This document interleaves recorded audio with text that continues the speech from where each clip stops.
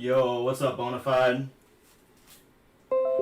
Yeah, we're just gonna be doing some end of the day analysis and some trades, some scalping maybe.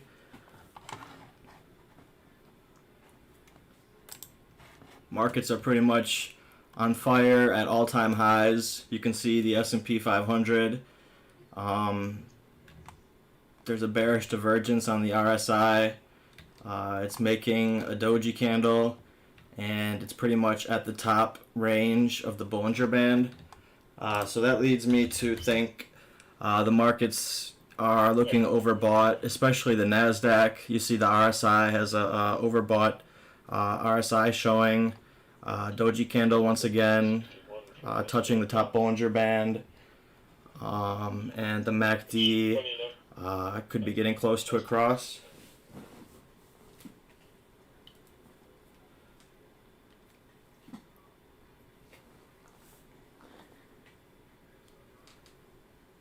Can you hear me all right?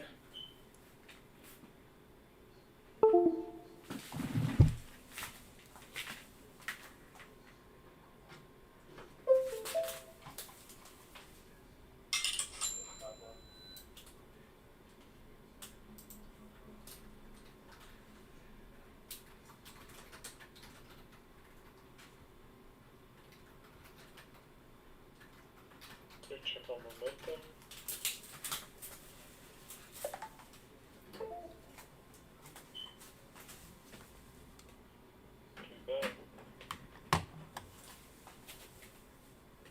Saeed, I'm not gonna tell you what to buy.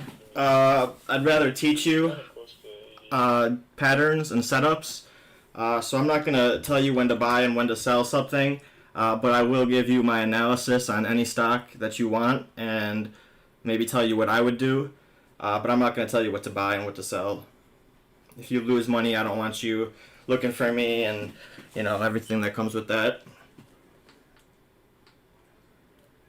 If you aren't in the Wall Street Bets New Discord, check that out. There's tons of great trade ideas, and there's also live traders in there, so you can get a lot of good ideas in the Discord as well.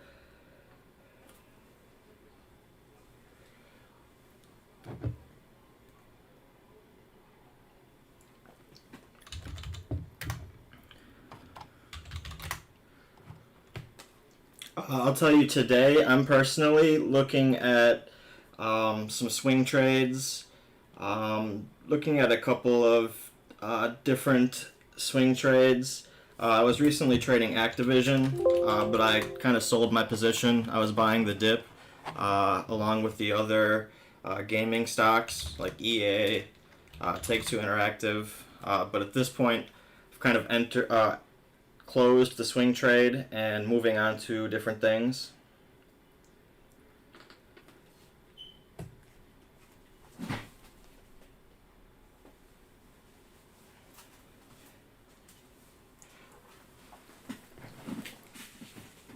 It really depends on your trading strategy. I like to do swing trades and selling options. Some people are looking to buy options like a lottery ticket, and so it really just depends on how much money you're trading with and your strategy and a bunch of different variables.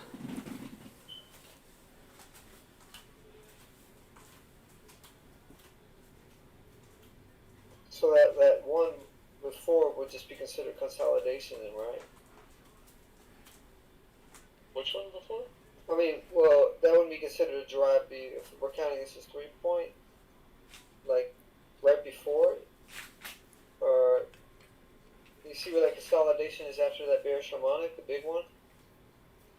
Yep. I'll be right back. Yeah, The people that you can hear in the background are right. part of the trading Discord, Well, and they're actually pretty good traders. 2 and 3, and the third drive sent it down to the first, so that essentially did play out correctly.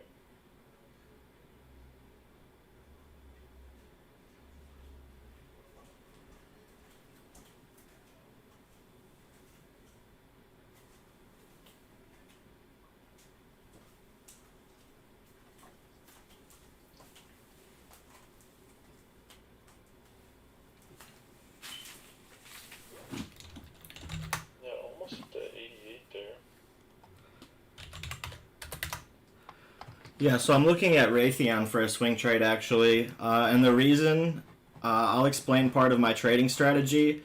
So a big part of my trading strategy is swing trading, and what I'm typically looking for is a certain setup, and typically I trade on the daily time frame chart, so it's a longer time frame, and I'm using Thinkorswim. And the main things that I'm looking for are I like to use the Bollinger Bands, and I'm looking for a quality stock, so something that if I'm wrong, I'm comfortable holding for the long term. But hopefully we can get a short term scalp or swing trade and make profits quick. What I'm looking for is the bottom Bollinger Band. Typically, when stocks break below the bottom band, they quickly snap back into the bands. So if you time a trade and you, for example, can buy somewhere in this like $85 to $84 range, there might be an opportunity where it can snap back up, even if it's just to $86, and get a quick swing trade. And that's why account balance is such a big factor, is that in order to make any actual profit with this type of strategy, you're going to require, a decent amount of capital. If you're just buying 2 shares or 3 shares for $200 and it goes up $1, I mean, you're only making a few dollars. So, but that's how I actually grew my account, is consistent small trades over and over. I let the trades compound and the account balance grow, and eventually, even if it takes an entire year, eventually you're going to get to a point where you have a nice sized account balance, you're not subject to PDT, and then you can really take off from there. And that's pretty much exactly what I did. I mean, I started a couple of years ago with a couple $100 account, and I grew multiple accounts now to over $25,000 and have become a profitable trader.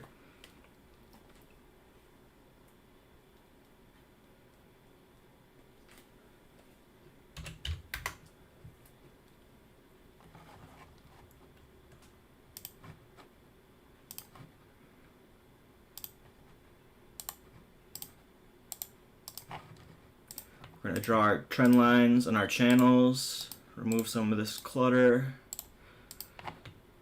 So this is what I like to do to analyze any stocks that I'm interested in trading. I like to use Thinkorswim. You can also use TradingView. I think those are some of the best bets.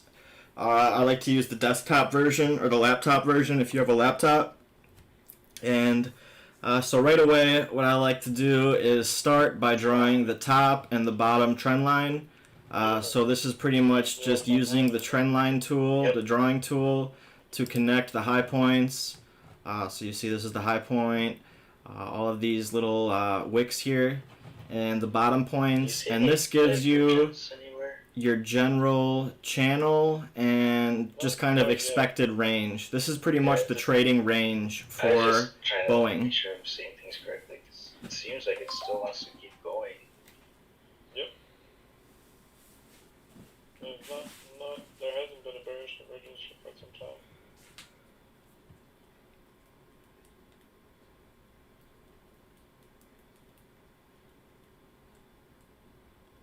It's like Lou was saying earlier, it's like, who the heck is buying up here? From there you can add Fibonacci's. So this is also in the drawing tools. You have Fibonacci retracements. So they could Stop stop. getting filled. Yeah, people that get stopped out of their shorts. Buy up here. You can see we're pretty much at the 23.6 retracement. So this is what I like to add Okay, next. consecutive highs. Oh yeah. On the entire day. With a new all-time high, yeah. Let's do it for the NASDAQ. So the NASDAQ is pretty much at extremes here on the daily chart. We have the low as our very first candle and our high point as today. So this is actually pretty interesting that you see it's literally been a straight shot for the entire year. Anyone who's been invested in the NASDAQ or technology stocks has pretty much made a killing. I mean, it's been one of the best investments in the past couple of years, besides very specific stocks that went up, hundreds of percent. But for a blue chip investment, they definitely are performing very well. Breaks it. Or not.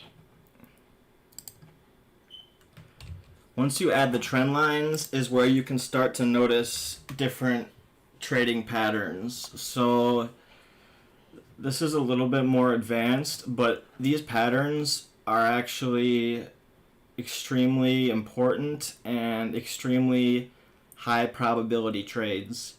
And you'll come to realize this after seeing these patterns thousands of times. You'll begin to trust them more, and that's where you can really get some consistency, is by understanding these patterns and how these patterns break out, stuff like that.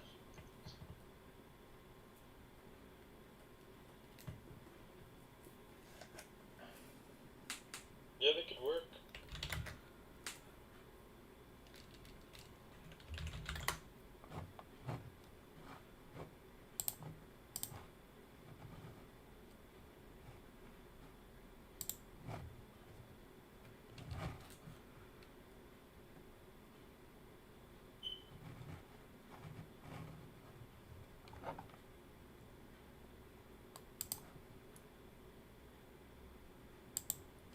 This is a very steep incline here.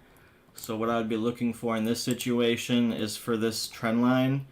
This is an uptrend line, pretty much using this as a type of support. If this were to break, trend line breaks are one of the most consistent trades that I like to make. So you set up your trend lines, and when a trend line breaks, for example, if we had a red day that brought it down to 578, the trend line would be broken if it closed at that price. And from there, when a trend line breaks, we'll typically see a pretty big correction happen pretty quickly. So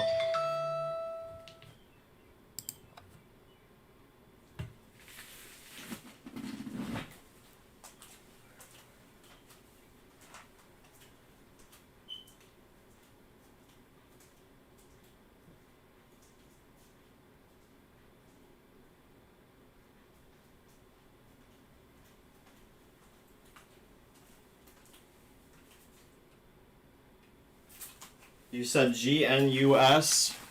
No problem. This was a popular stock a while ago, and it's kind of fallen out of favor. It's had a couple of nice pops. Honestly, this isn't really something that fits my strategy and that I like to trade. But just quickly analyzing it, it's pretty much close to untradeable. You see it's in a really tight trading range. It's doesn't have very much volume. So this is pretty much one of those risky penny stock. Hopefully it pops and you can make a quick 100% in a day or something like that. But there's millions of other stocks out there, and I just don't see anything that would make me want to trade this at this specific point. However, you see this upper trend line, which I'll mark it yellow. If it does break below this upper trend line, 3 points away from the 141, the daily. you could see a breakout to the upside, which could, go as high as $3 where it was before.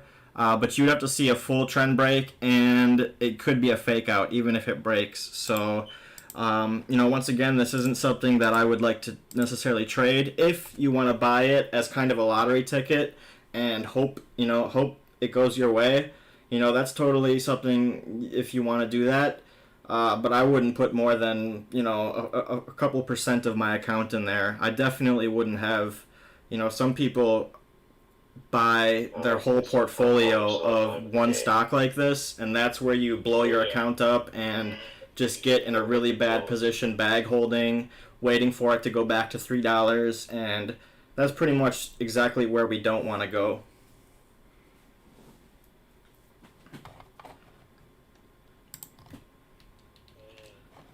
I know a lot of people that traded this and they did really well for themselves, and I know a lot of people who kind of saw the hype online on Facebook or whatever, and they saw it go to $3 and they decided to buy it, and pretty much have been holding it ever since. And at this point, if you bought it at $3, you would have lost, you know, over 30%.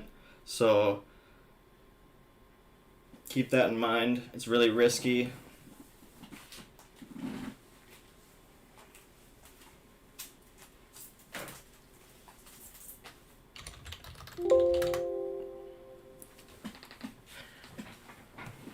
Hey, John. Apple continuing to look strong. It's very close to 70 on the RSI, so getting pretty close to being overbought. Basically at that yellow line. Microsoft at all-time highs today, making new highs, which it's been doing for, you know, it's had a pretty nice run, looking similar to Adobe chart, where you see it's been on a 1-year tear from the low point to the high. This is pretty much how all of the tech stocks are looking. Tesla's a little bit weaker.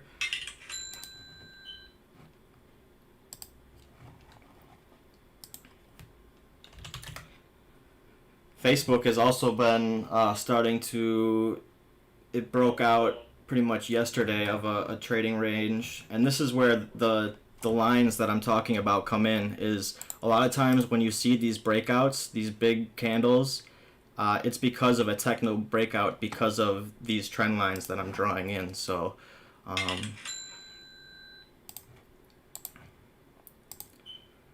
these trend lines are very important, and when the trend lines break, either above or below, it typically leads to a pretty big move.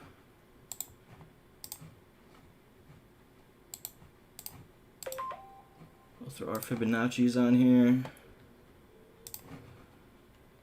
These Fibonacci retracements are pretty much a series of possible support and resistance lines. So this is kind of where you can expect it to retrace. You draw the lines by connecting the high to the low point on the chart. So you can use this for any time frame. You know, if you want to go shorter term, you could draw your Fibonacci's from here to here. So those are something I like to have on pretty much all of my charts.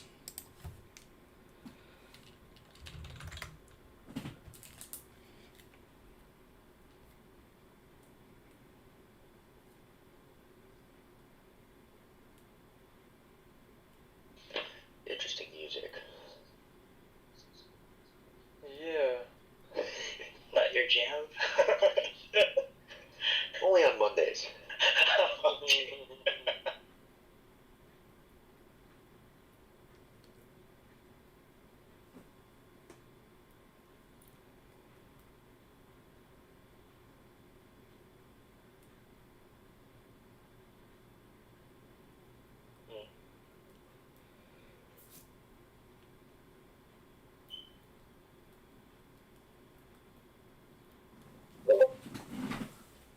Here's that triple top. Yeah, Facebook does have bad news today, and that's part of the reason that it came down. Not to mention that it was pretty much overbought. You know, when it breaks out like this, it's usually a short-term breakout. Usually it lasts like a day or two. It has a really big move, and then it'll retrace back for a day or two. Bullish the midterm momentum has. It has turned around. You can see the RSI divergence on Facebook. So this is a bearish signal here on the RSI. When you have price making new highs and the RSI is at a lower high than it was over here, it's called a bearish divergence. So this was a bearish signal. So if you looked at Facebook yesterday, you would have seen the RSI showed you it was overbought. You would have seen the bearish divergence on the RSI. And those are two really strong indicators that could have told you, you know, maybe I want to short the stock here while it's, you know, breaking out. And you also see that it's above the top Bollinger Band significantly, which it still kind of is. But like I mentioned earlier, when it goes above or below the Bollinger Band, the top or the bottom band, it snaps back into place usually really quickly. So you see it broke out yesterday above the band today, it's already snapped back into the range again. So if you would have shorted the stock or bought a put yesterday, you could have, you know, had a pretty good overnight swing trade there. Level.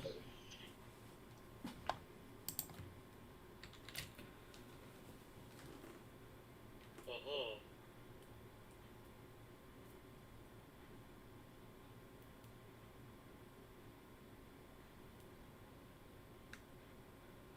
I got it right below it. Let's look at Realty Income. Yeah, post return. And yeah, post it on the 1 minute. Like zoom like to this resolution like that, so you can see it. Because I'm pretty sure it should be similar.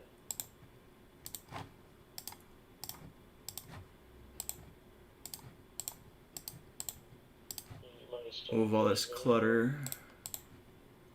There you go. I like to color code my trend lines. So for the longer term, I have a nice yellow color. And then if you want to draw like shorter term trend lines within, I like to have it color coded so that when you see it on a short term chart, like the 1 minute, you know if it's a major trend line or if it's just, you know, a short term trend line.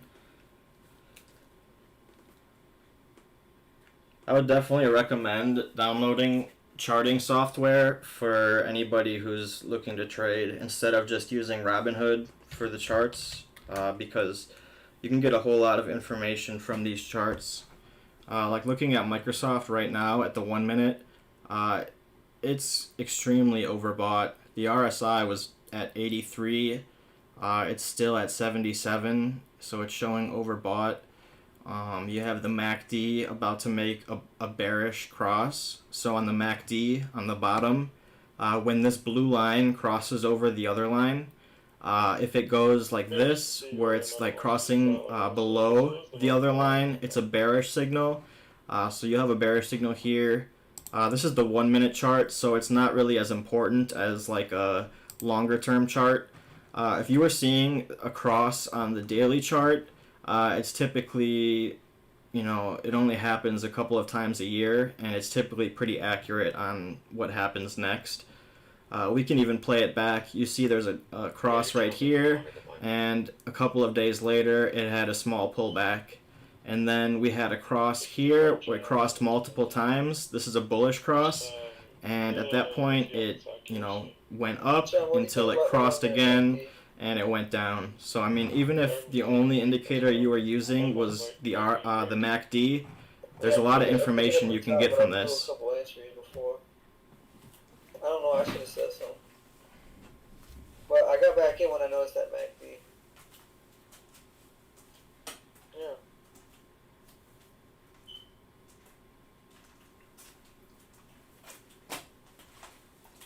No problem, man. I'm gonna be setting up streaming a lot more, and I'm gonna be setting up a higher quality stream with more widgets and stuff. So I'm looking forward to teaching people how to analyze trades and how to trade properly, so you can, you know, become consistent and hopefully make a bunch of money and live happily ever after. Is lack of attempt at being parallel really at all with the 0 and the 100, right? Like there's not much of a channel there, right? But the fibs are placed. Fibs can work in mysterious ways though. That's why my fibs were actually a bit smaller than yours, because I had the two valleys and a peak. Yeah, I have 2 values in the peak like that. Or yours, okay, yours I thought was, that has that end in the middle. That's where I placed mine. That Yeah, peak point. I tried that, but then it starts to cut through. Yeah. Maybe it likes that. We'll see.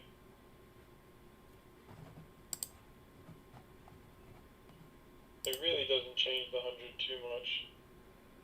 Regardless. This one's a little easier to hit though, but we'll see. Then you also have your price level tool. This is where you can just plot, you know, simple support and resistance kind of flat lines. which can also be extremely important when you see a stock. If it breaks this support level, typically what happens next is it drops to the next support level, and this is kind of how you can set price targets. If you really wanted to, calibrate your trade and have your entry point, your exit point, and price targets, that's one of the ways to set up price targets. Which I would probably recommend as well is that, before you just go and enter a trade, that you analyze the trade for yourself instead of just following the crowd, which probably, I think it's good advice, but it's difficult for a lot of people, and it's not really the Wall Street Bets way. So, but we're looking to, help people and make profits. So that's really the way to do it, and that's the way that the professional traders are doing it, is they have their own strategies, their own ideas, and they're not copying people's trades.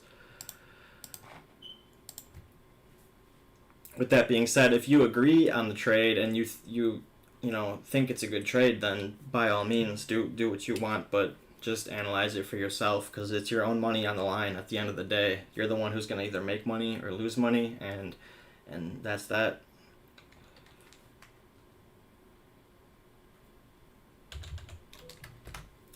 Honestly, though, I'm predicting a correction within the next month, even if it's only 5 or 10%. I'm actually kind of predicting it within the next couple of weeks. But I'll give myself the entire month. So I think sometime in July there's going to be a small correction in the market. I'm not calling for a market crash or a meltdown. I just think it would be healthy with it being overbought technically. Even if we only had a pullback to maybe 345, 350 on the NASDAQ, I think it would just be healthy for the overall trend of the market and just keeping the markets, efficient.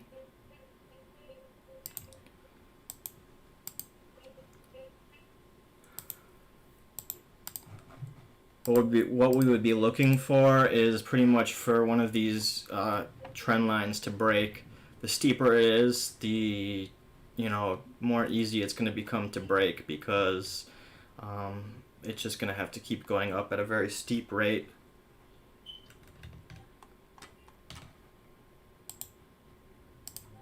Another thing you'll find interesting is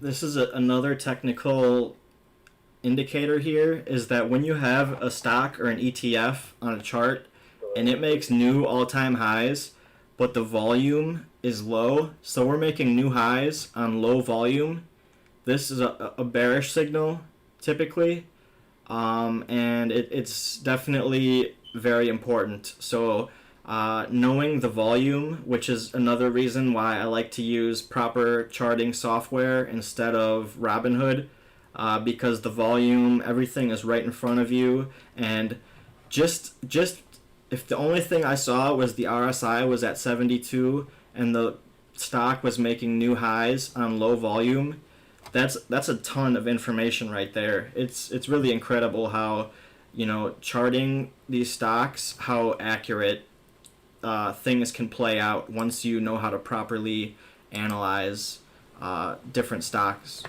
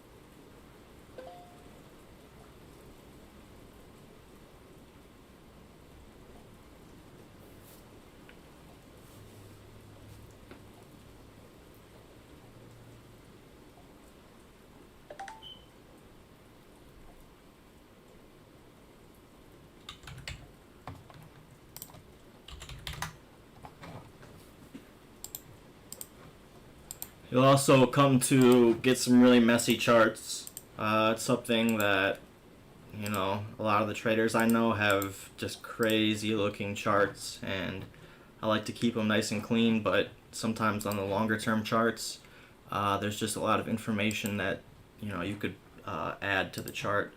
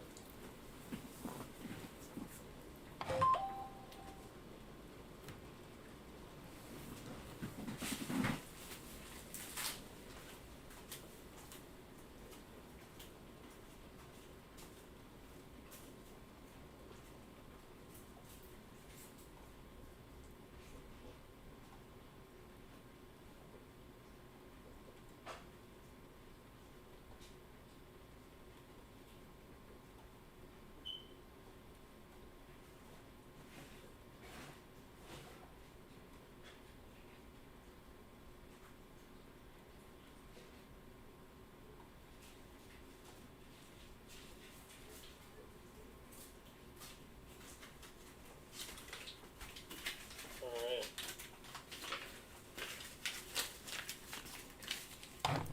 What I like to do personally for my trading strategy is, you know, half of it is just long-term investing, which I think everybody should be doing. Obviously, at some point you want to retire and have money and not have to worry financially. So I like to have money that I'm investing for the long term, and then I like to protect that money and increase my gains by doing different strategies, and it works out really well. I've been outperforming the market significantly, month over month over month for the past couple of years, and you know, the strategy works out really well for me in the long run because I'm keeping my long-term exposure. But if there is a market correction or some kind of downturn, it protects your money, so you're not going to lose half of your money in a market crash. You hedge it with whatever you want to hedge it with, and it's kind of setting yourself up for a win-win situation. If the market goes up, I have my long-term investments, and they're going to go up in value. If the market goes down, Like, is that you could look at it as a buying opportunity. So I like to keep cash on hand available, To the upside. and looking at that. you also have your hedges in place, which will go up in value, and it'll help offset some of those losses from the market crash.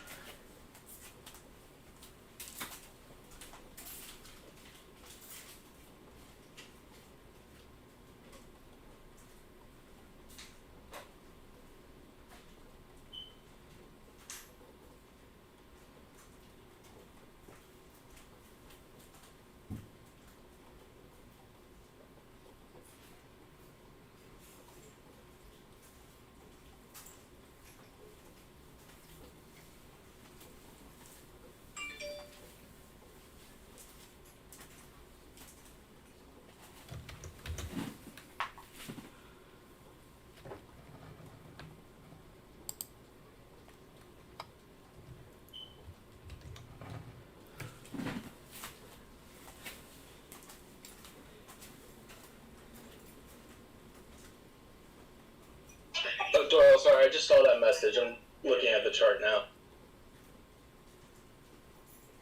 Alright, no problem.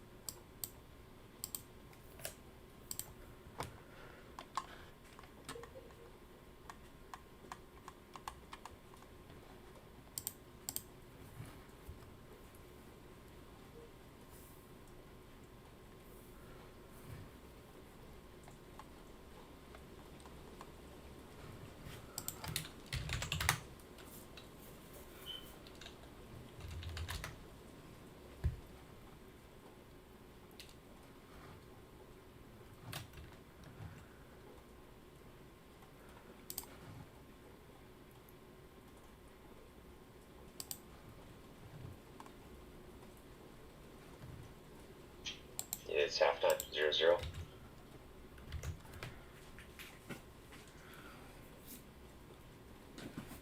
We're done.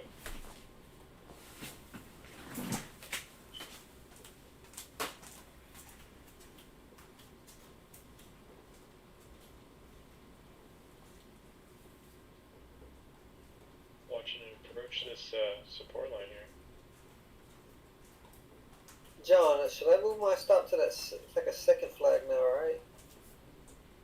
You could personally. I think it's best to give as much room as possible. If you've taken one off, you can because you paid for the trade. This is another spot where if you want to take some off, we can. But we want to remain in for the break of this trend.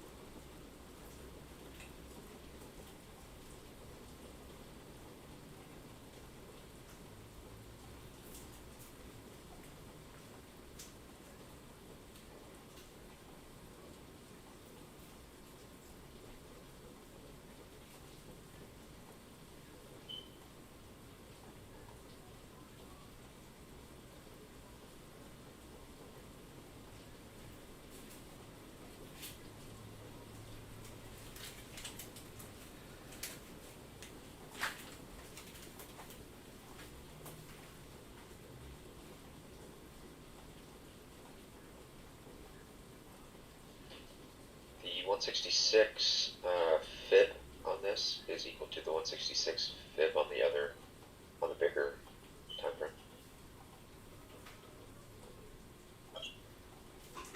Which bigger time frame? Yep, from the middle there, that fib that you have. That 166 is equal to if you took the all-time high down to the flag that we just made. Yeah. It's equal to that 166, 161. Alright. Right up.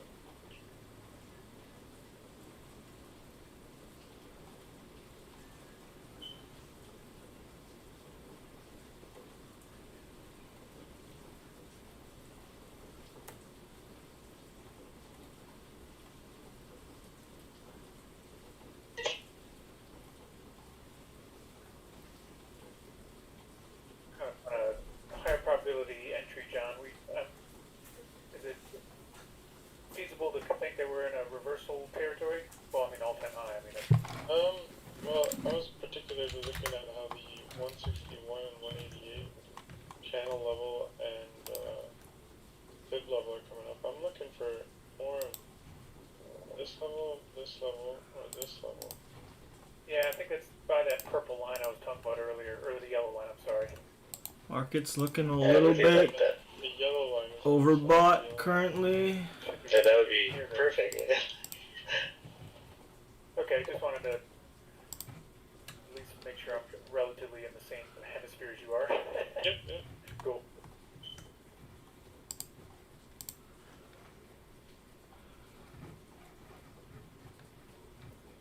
Got somewhat of a inverse head and shoulders on the S&P 500 that ended up playing out.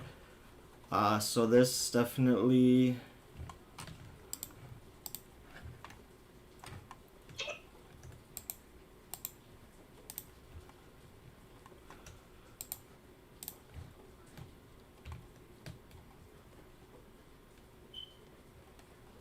our wedge is tightening and our volume is lower. So this is also a bearish signal.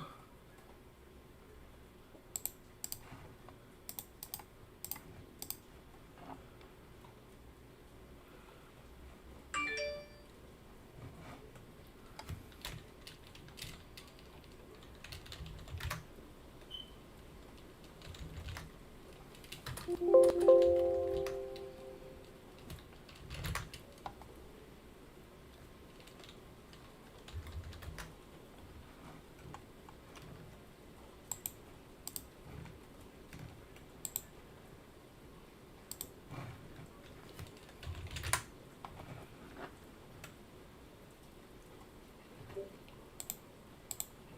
this still,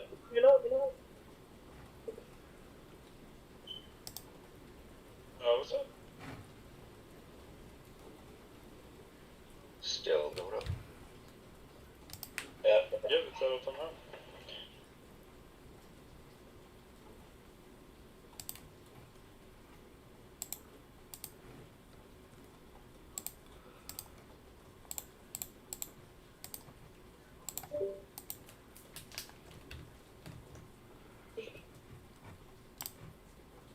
Throw on our Fibonacci's.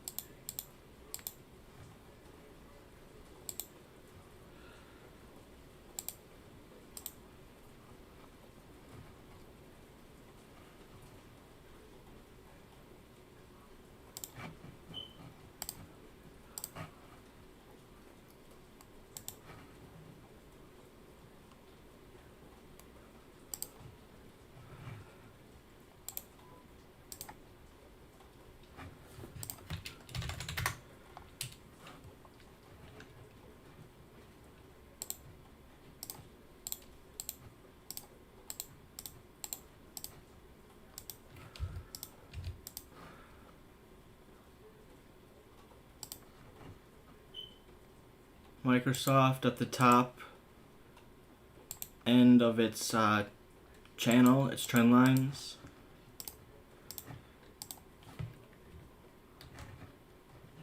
Do you use the 150 like fib, John? Sometimes. Not too frequently though. Okay, I was just curious because I was trying to find like where your lines were on your fibs, and I was looking for what I just passed, and yeah, I was just trying to like line it up with yours. So Mm-hmm.